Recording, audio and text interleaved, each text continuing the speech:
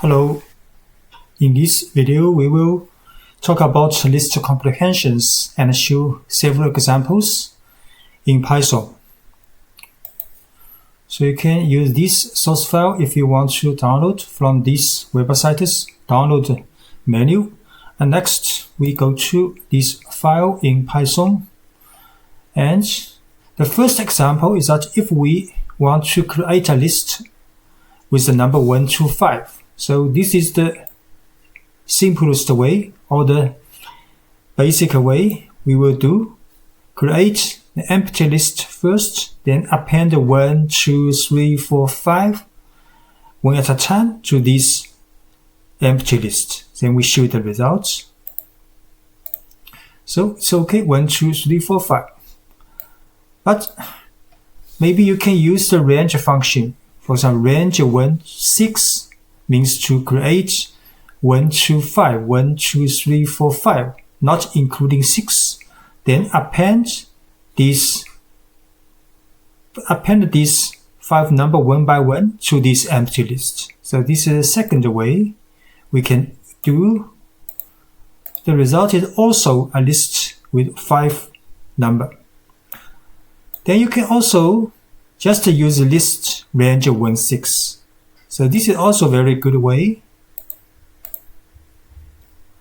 But another way is to use list comprehension. So this is maybe more for the simple task may seem it may be a little more complicated. But if you want to create with several more complicated conditions, then list comprehension may be a better way. So this example, we can just use list comprehension, and the basics of the list comprehension is 2 parts. So this is the list symbol. Then inside is the first part is an expression. And the second part is the for loop. So for this loop, we will do several expressions, and the expression is connected with these items in the for loop. So this is the basic idea for the list comprehension. So in this example, we use a for loop for number in range 1, 6. Then we will use this number as expression, because we just want to take this number to the list. And this is the bracket for the list symbol, right? So for number in range 6, 1, 6. So this is the simplest list comprehension, and the result is also 1, 2, 3, 4, 5 in a list. And we can do several operations in the list comprehension. For example, we can just minus number by 1 for each number in range 1, 6. So the result is 0 to 4 in the list. So the usage of the list comprehension is that you can combine the conditional expression in the list comprehension. So the basic form is expression for item in iterable, then we add if condition.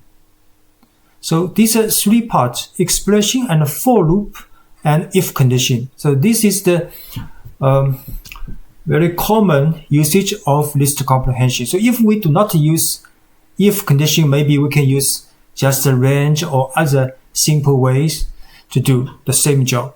But if we have conditions, so we can use list comprehension with just only one statement. So next example is we want to just take out the odd number from this list, 1, 2, 3, 4, 5. Then we can use a number as an expression, then for number in this loop.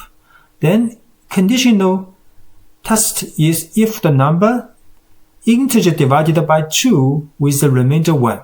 So if this is true, then this is the odd number. And if it is not, is 0, then it is an even number and will not be selected in this expression. So we can just run this with only one statement. So the result is 1, 3, 5. And you can compare with a for loop. For loop, if we want to do the same job. So we create an empty list first, then use a for loop from 1 to 6. Then we make a conditional test if the number divided by 2 with the remainder 1, then append this number to this empty list. Actually, this is just the extraction of this list comprehension, right? So we do this and get the same result. And list comprehension, you can even have more than one conditional, more than one for loop, right? So for example, if we want to print out the row and column pair from these two lists, so 1, 2, 3 and 1, 2, 2, if we should the first create these two lists, then row is a list, column is also a list, then we can use a two for loop, the for loop inside the for loop. So for row in rows and for column in columns, then print the row column pair. So this is the result, 1, 1, 1, 2, 2, 1, 2, 2. And if you want to use the list comprehension, then just only one statement for the double for loop. So here is row column pair, for row in rows and for column in columns. So 2 for loop in the list comprehension. And this is the expression because we want to use the row and column in this for loop, then make a pair. Then the result will be saved in this object cells. Then we can print out flexibly. So this is the print cell and the result is the tuple for each pair. And we can also just print out the value from this tuple. So we can write print row column, not cell. So the result will be just the pair between row and column.